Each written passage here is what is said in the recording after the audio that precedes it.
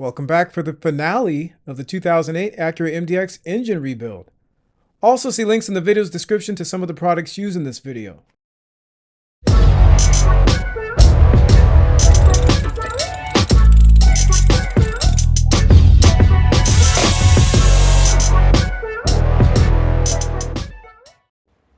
Okay, so we're ready for our intake manifold gasket. There's the gasket from the Felpro kit. Multi-layer steel. So what I'm going to do is take this tape off. Slide it down evenly. So if you slide it down this way, you can see the hole's not going to line up over here. So slide it down evenly on both sides, like so. Alright, so here's our intake manifold. As you saw, I took this apart. Probably wasn't the greatest idea. I would not do that again if I had to do it over again. I would probably just use some Chem Dip to clean this out. One thing you want to be careful of also, you see it's got a coating on it. So I wouldn't use anything abrasive on this if you're going to take it apart. I use nylon brushes to clean this out.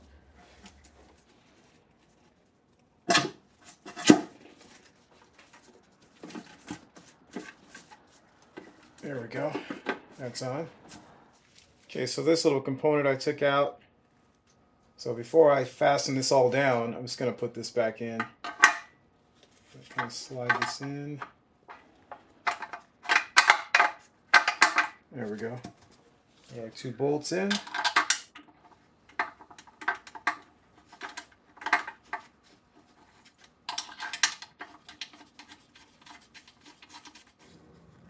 I'm going to guess it's somewhere around 10 foot-pounds for that.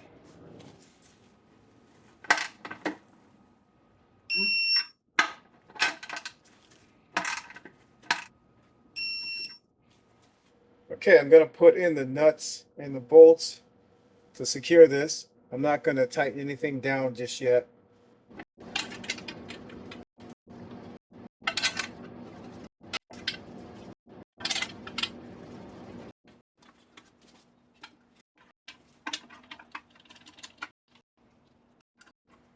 And we just need to tighten those down in sequence, so we'll do that next.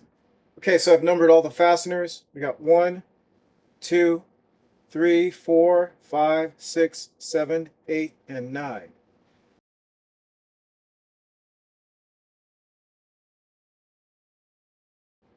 So we need to tighten these fasteners down to 16 foot-pounds in 3 steps. I'm going to go to 5 first.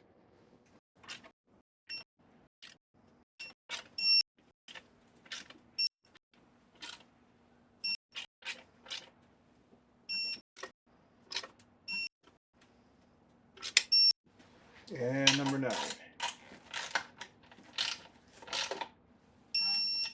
Okay, now we're going to go up to 10 foot-pounds.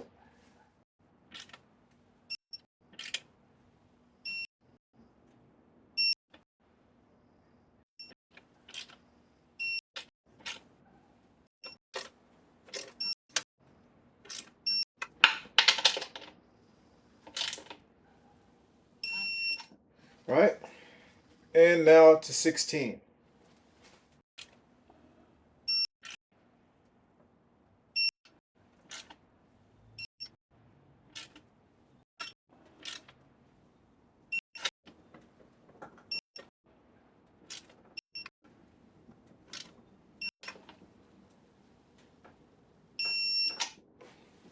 All done.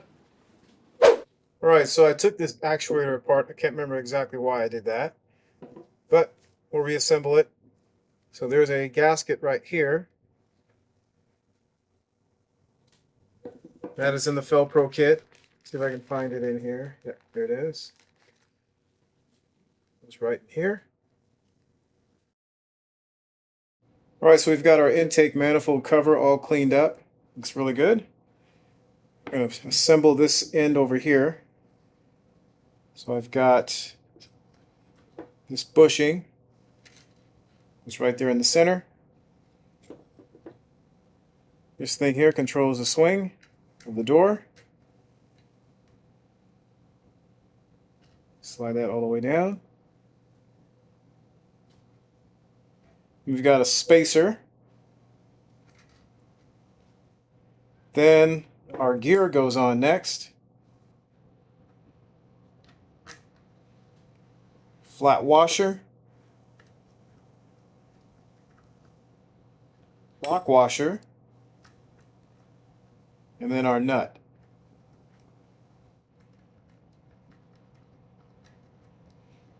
And we're going to tighten that down. I'm going to guess that's probably around 10 foot-pounds or 9 foot-pounds.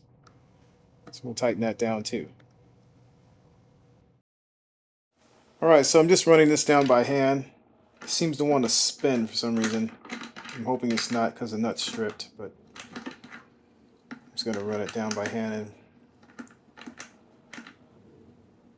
and stop right there. Seems fine. So that's it. Alright, so we're going to put the actuator back on. So I think it was closed when I took it off. There's a gear right there on the inside. We'll find out, I guess, if this doesn't work right. That seems to be good right there. I'm going to put the bolts in.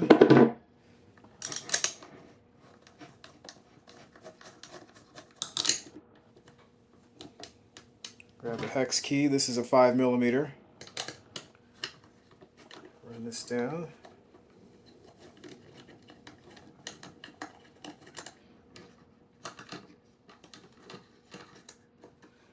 I don't know what the torque spec is. I'm not going to even assume it's going to get it tight and call it good. That seems good. And I think that's good. Alright, so we're going to put the gasket in here. There are two of them actually. So we've got this one from the Felpro kit. So that goes in here. Feed that in.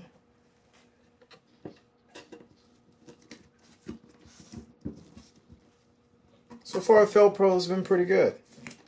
I wouldn't say it's perfect. I wouldn't say it's OEM, but most things have fit really well.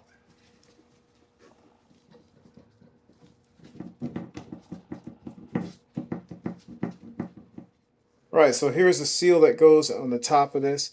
I think they're assuming in the Felpro kit that you're going to reuse what's there. I'm not going to.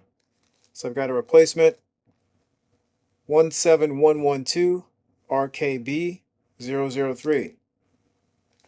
That's Honda. Make sure this is going the right way too. I think this is right. She'll find out.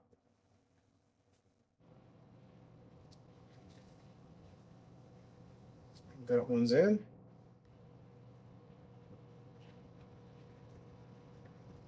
That one's in.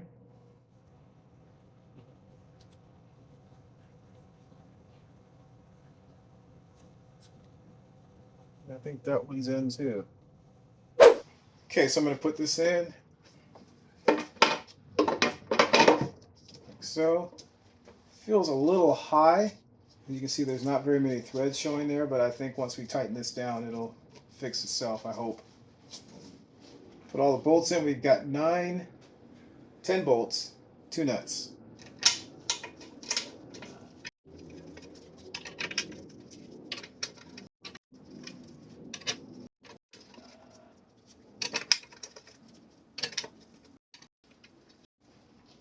And our nuts.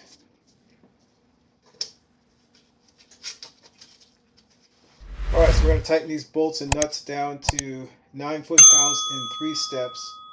So I'm going to use a 1/4 inch torque wrench. We'll go to 3 foot-pounds first, and then we'll go to 6 and then 9. Start with number 1, so these are all numbered, as you can see.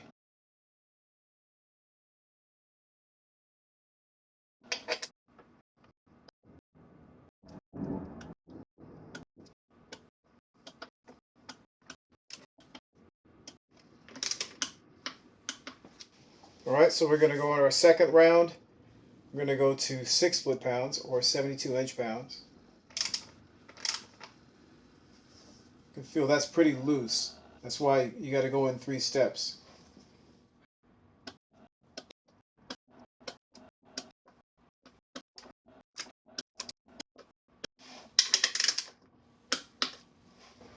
All right, so let's finish this off at 9 foot-pounds.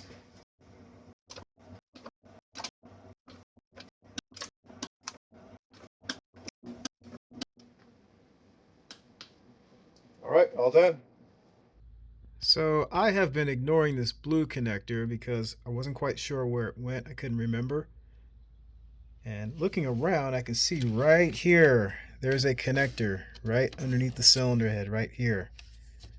So I'm going to put that back on before I forget about it. If I can reach my hand in there. There we go. That's right there. Okay, so I'm going to put this connector back on the actuator. Make sure it snaps in. We've got this hose right here.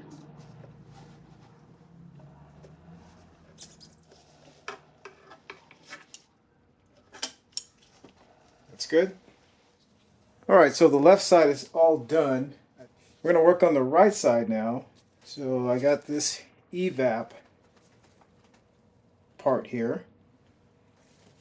Connector is right there. So that faces this way. That goes right here on the intake. Like that. Then there are two nuts that hold it on. There we go. And one down here.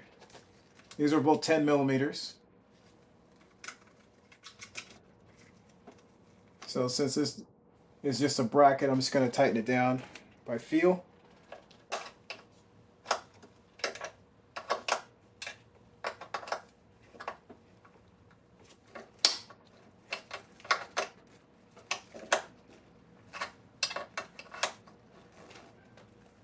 That's good.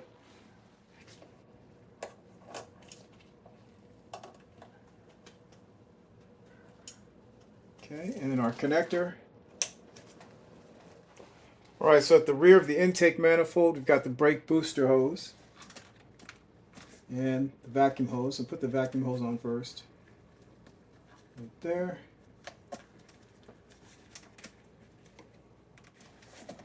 Like so.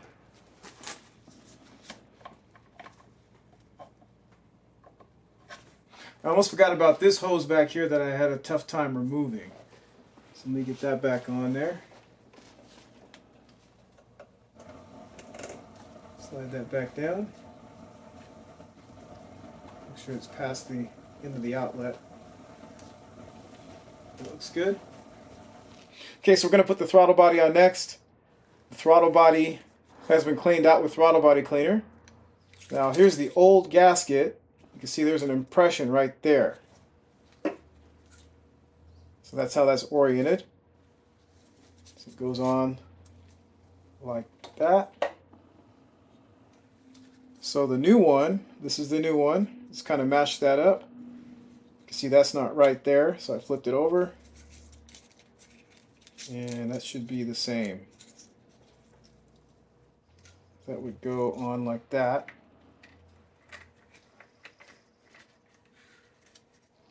Throw our throttle body on.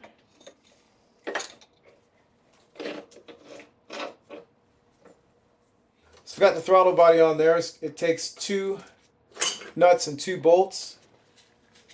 We've got the 2 nuts right here.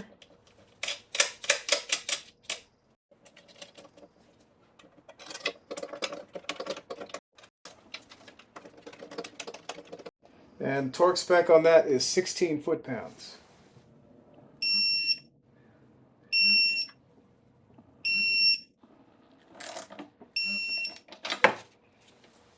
I'm going to put this hose back on.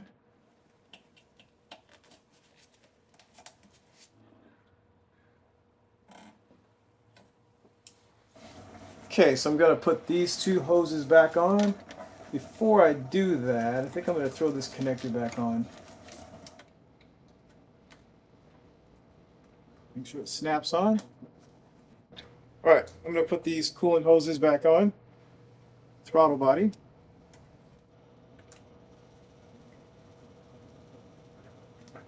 That's on there.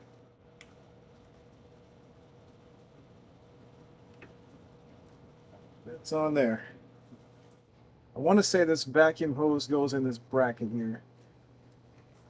Seems right. All right, so I'm going to put this thing back in for the battery area. Right down over here. Goes like that. Let's see right here on this wire harness, there's a bunch of clips. So we'll have to get those situated. Got this one right here, got this here. It's like 5 of them, I think, total. Get our bolts in.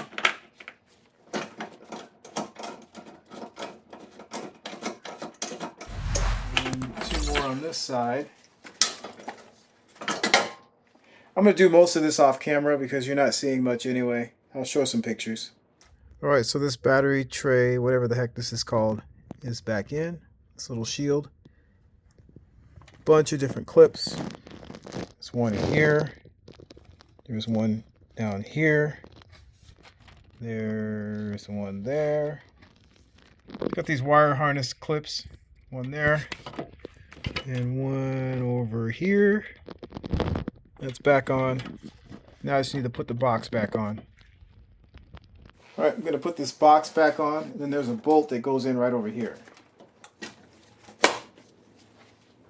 It's 10 millimeter. Okay, so it took me a little while to find this in the back of the car. We're going to go ahead and install that on there. Take the clamp off.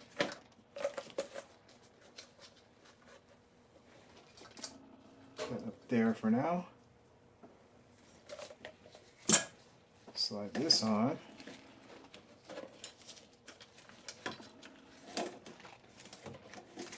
There we go. And then I'll grab the clamp. Bring that back down. Like that. This one. Slide on the throttle body. And then I'll tighten the screw down right here with the number 1 Phillips.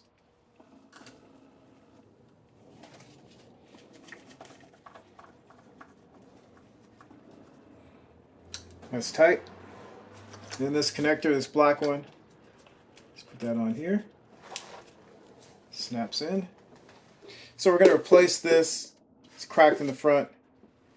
We'll take the sensor out the top. Number 2 Phillips.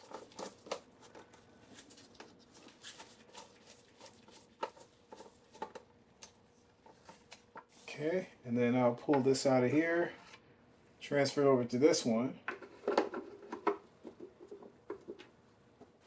Okay, put in the screws for the sensor. That one's started. Make sure this one's lined up.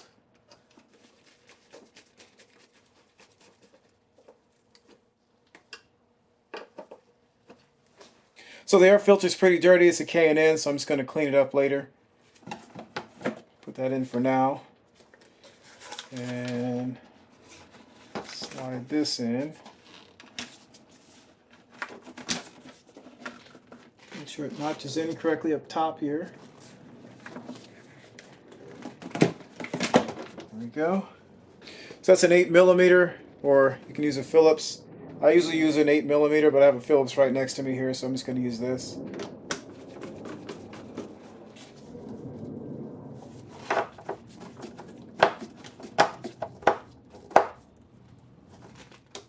Yeah, this engine bay is going to need some serious cleaning here. It's not too bad, but it was not in the greatest of shape before.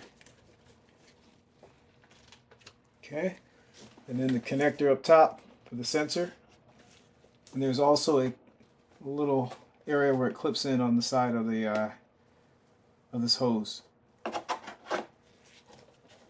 that in there.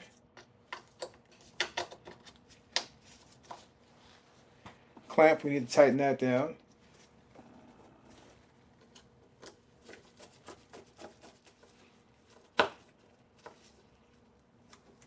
It's good enough. Alright, so we're just about reached the finish line here. I just need to add fluids. So we've got some power steering fluid we need to add over here. I also need to add some oil. So I'll talk about that. And then we need to add some transmission fluid too. So we'll take care of all that. Looks like the brake fluid might be a little low, so I'm going to have to look into that. But yeah, we're almost finished. There are a lot of covers like this cover up here I need to put back on.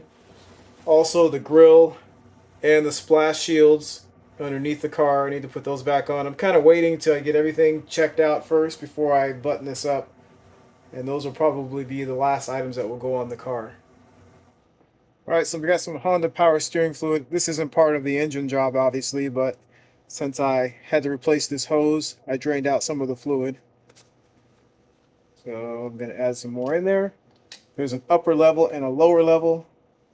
I'm going to fill it to the upper level, probably past that, because there's probably a lot of air in the system.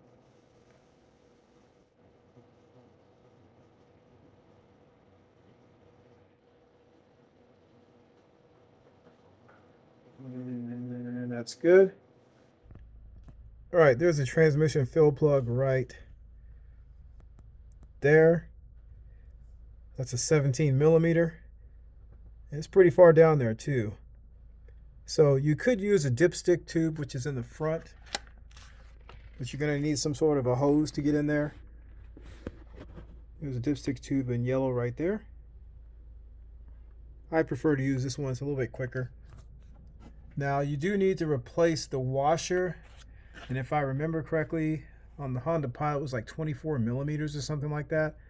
So I'm not sure if you're going to be able to find that in the stores. You may have to get that on Amazon or get it from the dealer. Alright, so I'm going to crack this bolt loose. Wow. I always forget how tight those things are for some reason, even though you're supposed to only tighten it down to 33 foot-pounds. So be careful, make sure you don't round that off.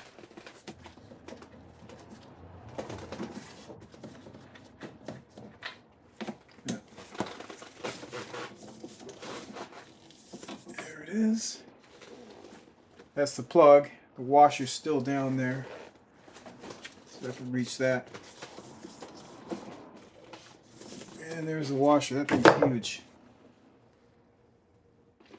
Alright, so I have one of these big funnels.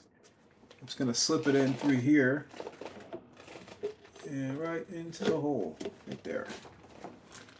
So the transmission takes 3 quarts when you're changing the fluid, and then if you're doing like a transmission overhaul, it's 8.3 quarts. I'm going to guess we're probably around 3.5, 4 quarts because we lost a little bit of fluid when we pulled out the torque converter. So I'm going to go with 3 quarts and then I'll add more if I need to, but I'm going to start with 3 just to be on the safe side. I don't want to overfill this at all. So I'm using Honda ATF DW1 or Acura ATF DW1. I think you actually pay the Acura tax when you buy the Acura fluid. I can't remember how much this was, but I know the dealership where I get Acura parts from, they're pretty expensive. So I try to avoid them at all costs. And I'm going to check for leaks underneath the car at the same time I'm doing all this.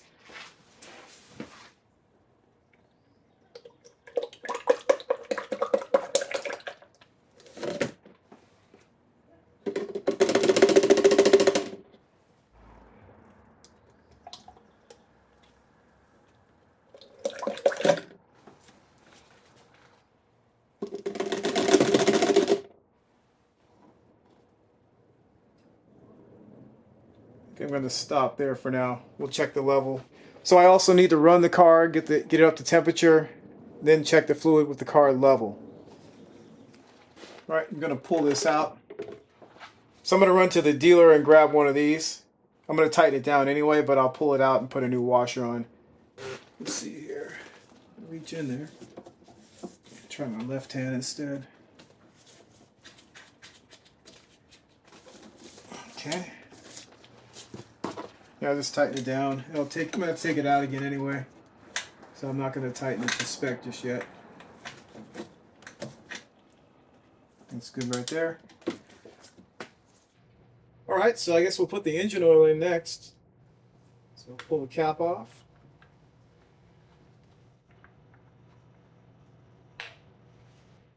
And the funnel is going to go in. There. The oil that I'm using is Lucas break-in oil 5W20. So because we replaced the piston rings on this car, I want to make sure that those are going to settle correctly. So this one has a high zinc content. That should help us break in this engine, break in the piston rings properly. So I'll run this probably for about 500 miles, and then we'll change this out for a Mobil 1 synthetic. So this car takes 5.3 quarts. Since I don't have the car level right now, I'm going to put in 5 to start. And then before I start the car, I'll check the level and add some more oil and see where it is.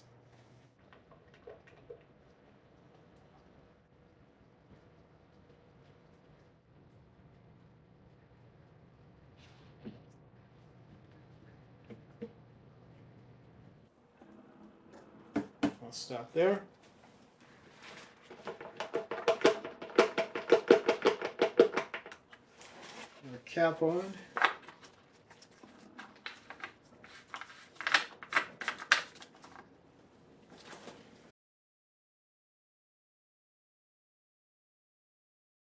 Okay, we're going to put the battery back in now because we're getting pretty close to being able to start the car. So I'm going to take a look at these cables here.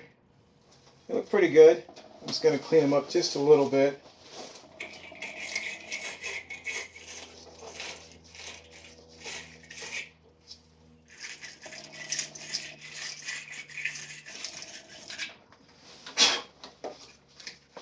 Okay, so I'm going to drop this plastic tray in and make sure it's dry first. Just finish cleaning it. There are 2 lugs on the bottom. Make sure those slot in correctly in the metal tray down here.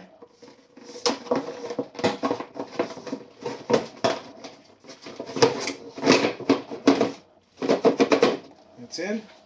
This has been sitting on the charger since yesterday, and it was actually at 12.3 volts even though I've been sitting for like a year and a half.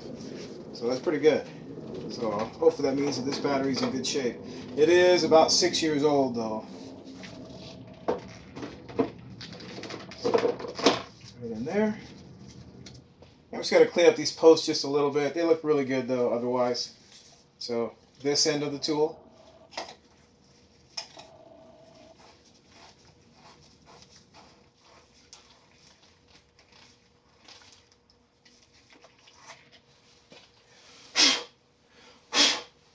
Okay.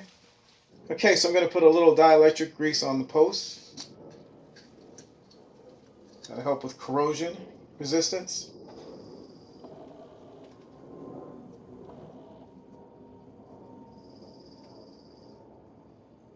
And then I'll put these back on.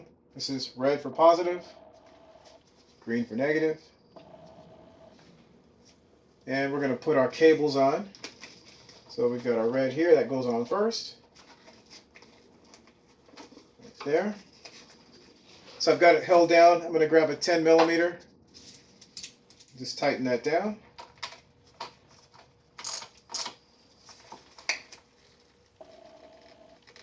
That's good right there. So you don't want to go terribly tight on that. That should be good. There we go. And then this side.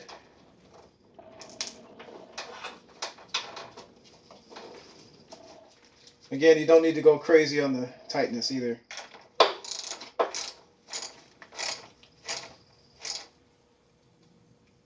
It's good. I'm going to put the battery hold down back on. So FR front. Set that there for a second.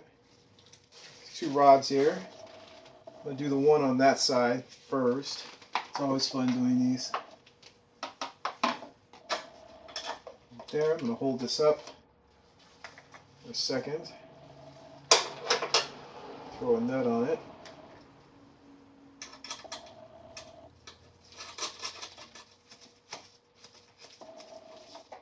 That should stay in place.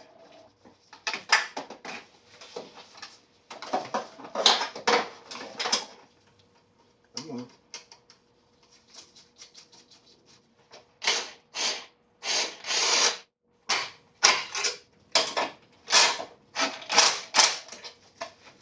Okay, so we're going to reset the telescoping steering wheel. So all we do is take the key and we put that in here and then take it out. That's what you should see. And I'm just going to verify that it's working.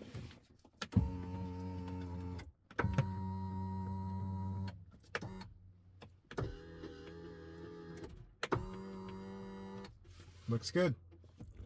All right, so this relay right here is back in. As for our fuel. All right, so I'm going to turn the ignition switch to on. I'm not going to start the car. Just want to turn it on just to pressurize the fuel system and also to get some oil pressure built up. Key in. Okay.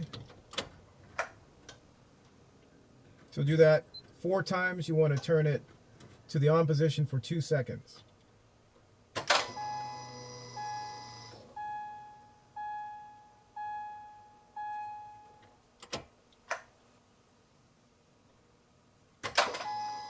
You can hear the fuel pump running.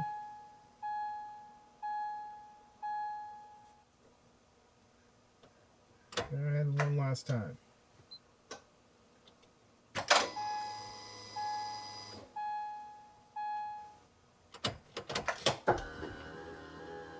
All right, so I don't smell any fuel. I don't see any leaks anywhere so far. I'm going to check underneath on the ground to make sure.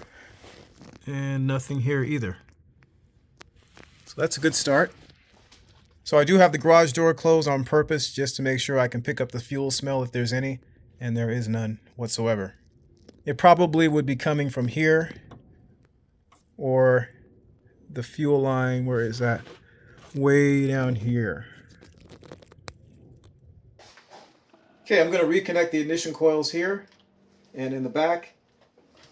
So I'm going to put this in here. Make sure it snaps in. It's on there, but it's not snapping. That's odd. Okay. That one's on. So this one seems to be in. It's not coming off. It just didn't snap like the other ones.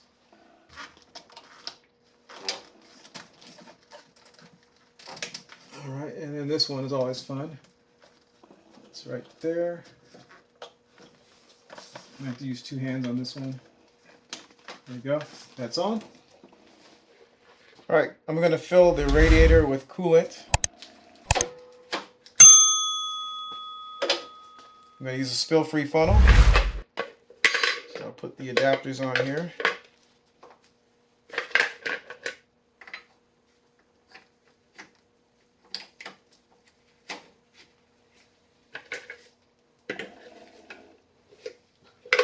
So this is the plug for it.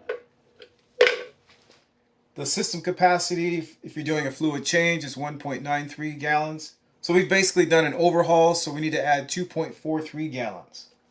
This is what I'm using. This is the Acura Type 2. It's already pre-diluted. You can also use this stuff. It's the same stuff. This is the Honda Type 2.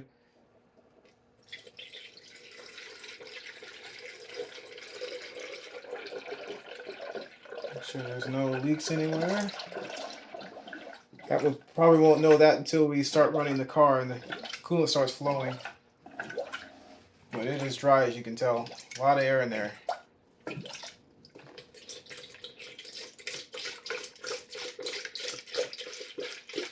going to stop for a second, make sure there's nothing on the floor. Nope, we're clear. You want to get all the way through this job and then pour in all the coolant and realize you have a leak somewhere. I've done that before. It's not fun.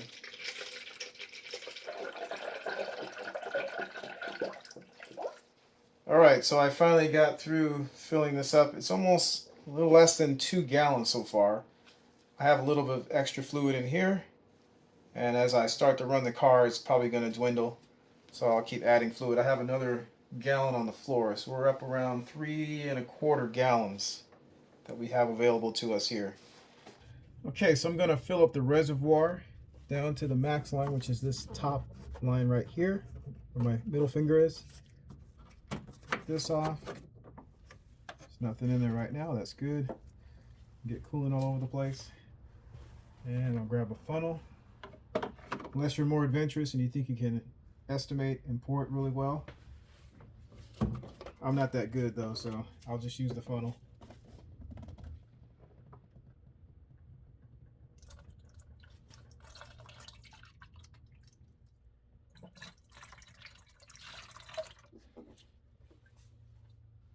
think that's good. Take this out. Put this back in. Tighten that down.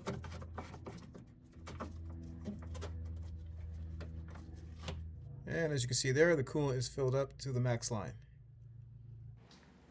Well, I think we're ready to start the car. I've got a couple fire extinguishers here just in case. So let's go ahead and do that next.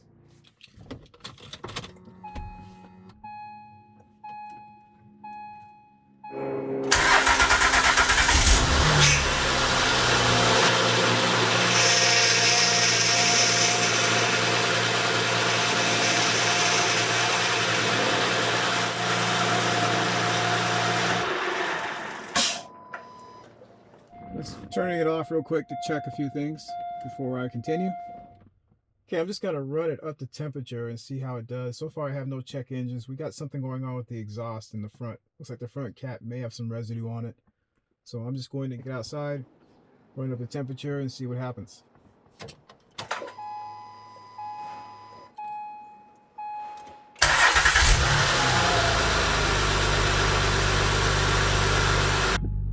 Okay, put it in drive.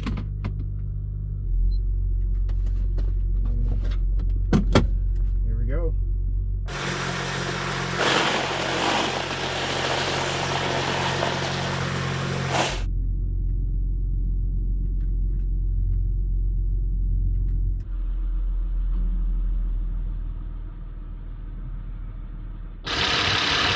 This appears to be the only casualty. I hear the power steering pump making some noise. The fluid running there.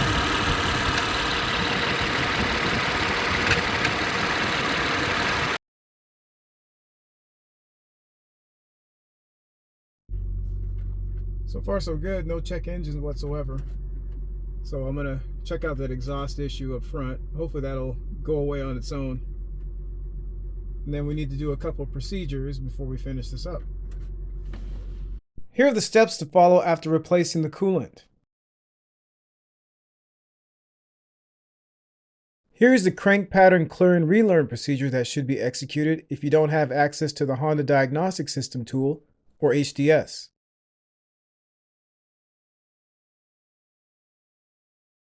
Okay, so other than the power steering hose leak, I have not found any issues at all.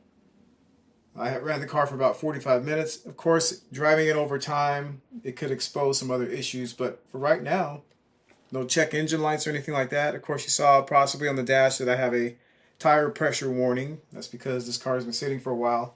So I have turned the tires periodically, probably like once every 3 to 6 months. I've turned the tires so they don't flat spot, but that's about all I've done. So I need to fill those up with air. So what I'm going to do now is just put this back on, this front grille. Now I'm probably going to be replacing this part here, this little fascia piece, this gray part on the bumper cover. I have a new one that came from the dealer. It was $51. It was on sale. And of course the shipping was about $50, but the price on that was ridiculous. So I decided to go ahead and buy it because this one's got some scrapes underneath, and also one of the center little vent area parts cracked off. The reason why I mentioned that is because I'm going to put the grill back in like this. Set it in there. And I've got new clips for this. And if you remember when I took this apart, it was not easy to get those clips out. So I think I'm going to put the old ones in for now. It doesn't have to be that firmly held in, I don't believe, because we'll have a top cover here also. But I've got it slotted into the bumper. So for now, I think I'm going to put the old clips back in until I change this part out. If you want the part numbers for the new ones, it's 91506 S9A003. So here's one clip. You can see it's broken. It's got metal inside of it also. I'll pop that back in for now. Okay, so I've got all 4 clips down in here. There are 2 bolts. There's one that goes here and one that goes there. Those are 10 millimeters.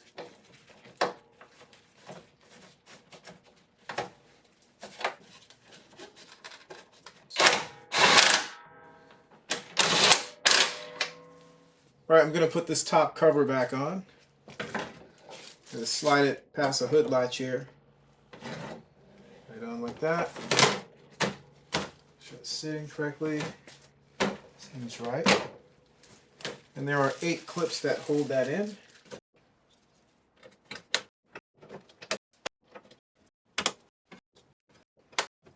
There we go.